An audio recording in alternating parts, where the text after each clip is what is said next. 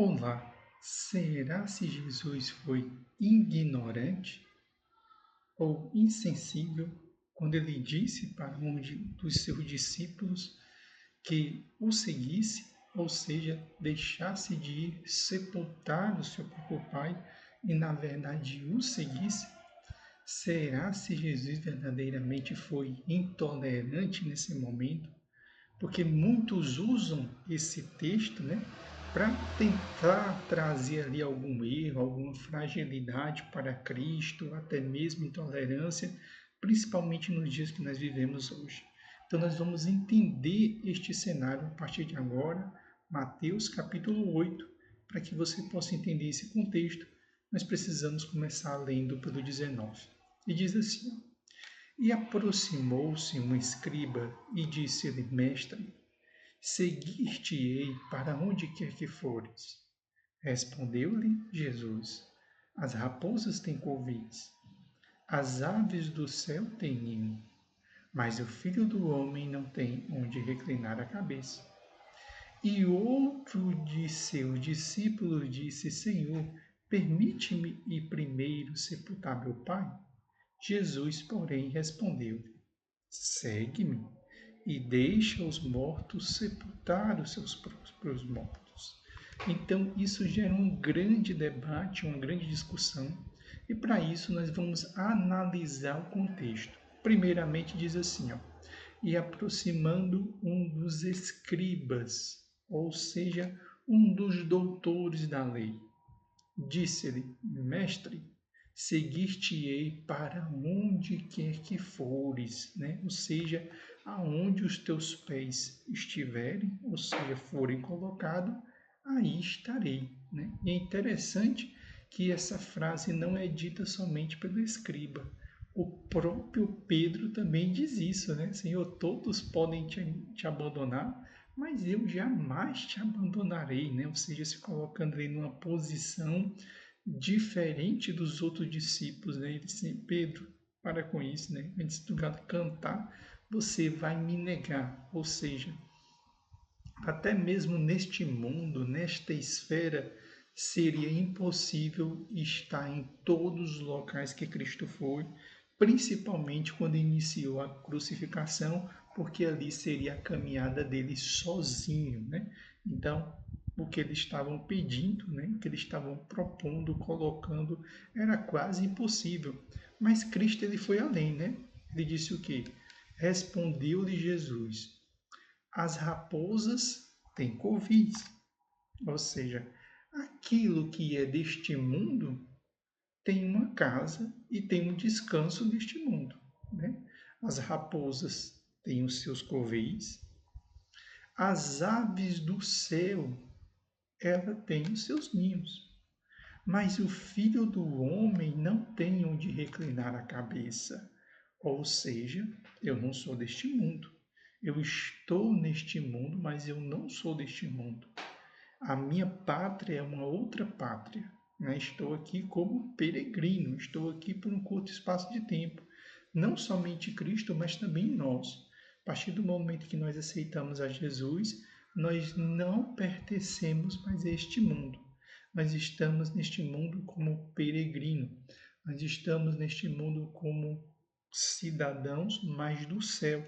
Ou seja, nós estamos como embaixadores do céu aqui na terra, aguardando a volta do Mestre para nos buscar. Ou seja, Cristo não estava neste mundo para descansar. Cristo não estava neste mundo para encontrar um abrigo, para estar de volta ao seu consolo, ao seu ambiente de paz, ao seu ambiente de descanso. Não. Ele estava aqui somente de passagem para voltar para a eternidade, né? De onde ele veio, né? Ele estava justamente já quase ali já se preparando para voltar para a eternidade, porque foi de lá que ele veio. Diferente das coisas deste mundo, né? Onde ele diz: as raposas têm os seus covis e até mesmo as aves do céu elas possuem os seus ninhos. Ou seja, o que é deste mundo existe descanso para ele neste mundo, existe descanso para ele nesta vida, existe uma casa, existe um local onde ele pode repousar e descansar, porque ele é deste mundo. Agora eu não, eu estou neste mundo, mas eu não pertenço a este mundo. O meu local de descanso, onde eu vou reclinar, é lá na eternidade. Assim também como cada um de nós, quando nós temos o encontro com Cristo. Então é justamente isso que ele está chamando a atenção. Vamos passar para o segundo ponto, que é onde gera mais discussão. E outro de seus discípulos disse: Senhor, permite ir primeiro sepultar o meu pai. Ou seja, algo válido, algo justo. Era hábito dentro da cultura judaica os filhos irem enterrar o seu pai. Até porque é uma quebra da lei natural quando um pai enterra o seu filho, né? Porque o que é natural? É o filho enterrar os seus pais, é o processo natural da vida, e isso faz parte do quinto mandamento, que é honrar pai e mãe. Então, o que ele está propondo? É justo? É justo. É digno? Está de acordo com o mandamento? Está, o quinto mandamento. Até aí tudo ok. Vamos agora para a resposta de Jesus para que vocês entendam. Jesus, porém, respondeu-lhe, o que foi que Jesus respondeu? Segue-me. Deixa os mortos sepultar os seus próprios mortos. Simples assim. Nós podemos ir para o sentido abstrato e nós podemos ir para o sentido literal. Certo? Ou seja, em que sentido? Deixai os mortos sepultar os seus próprios mortos. Ou seja, deixai que os mortos espirituais enterrem os próprios mortos espirituais. Aí é o sentido literal, aí é o sentido abstrato, né? O sentido, a linguagem ali conotativa, né? E pode ser também um sentido literal, né? Deixai os mortos sepultar os seus mortos, né? Ou seja, vem, segue-me, deixa que aqueles que vão morrer, que vão padecer, sepultar os seus próprios mortos. Porque aquele que me segue, ele pode até morrer, mas ele terá a vida eterna. E caso eu volte antes dessa pessoa falecer, o que ele teria? Teria a vida eterna, ou seja, nem a própria morte ele iria encontrar, a morte física. Ok? E é interessante que quando Cristo está utilizando esta linguagem, independente de um cenário literal ou não, ele está se valendo, neste caso aqui, de uma hipérbole. Né? Ele disse: deixai os mortos sepultar os seus mortos. Por quê? Porque um morto não pode sepultar um outro morto. Então ele está se valendo o quê? De uma hipérbole, principalmente levando para a conotação de que tipo de ambiente? Do espiritual. Ou seja, o que ele está trazendo aqui? Ele está trazendo para nós que, diante de um chamado de Deus, de uma proposta de Deus, que é seguir a Cristo, isso deve ser uma prioridade imediata.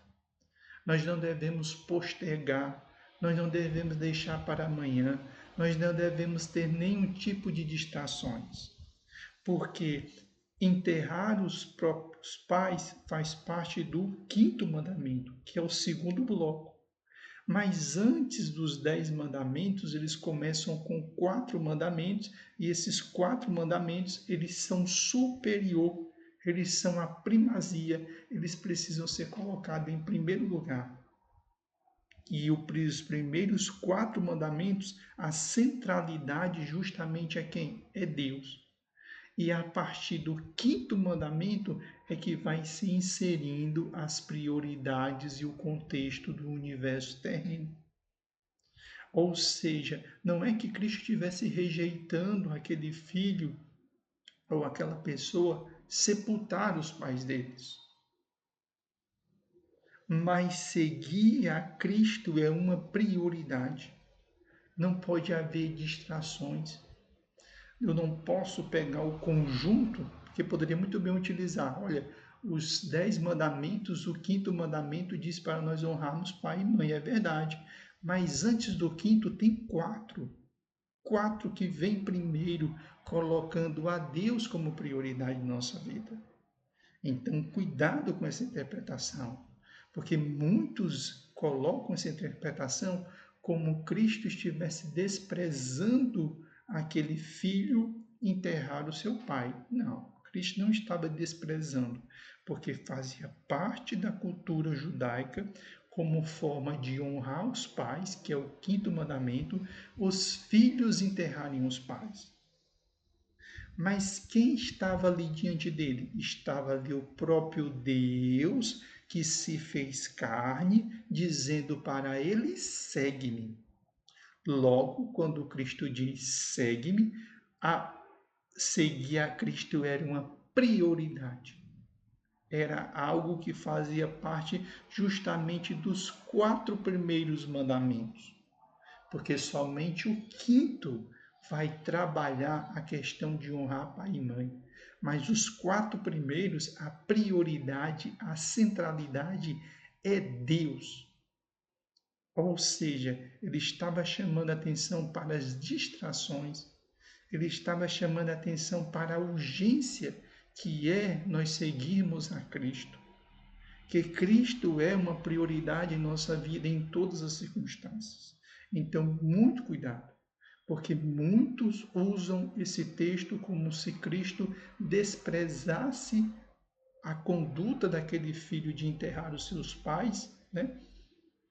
E estaria ali infringindo ali o quinto mandamento, que é honrar o pai e a mãe. Não. Na cultura judaica sempre houve um respeito dos filhos enterrarem os pais, e Cristo sabia disso.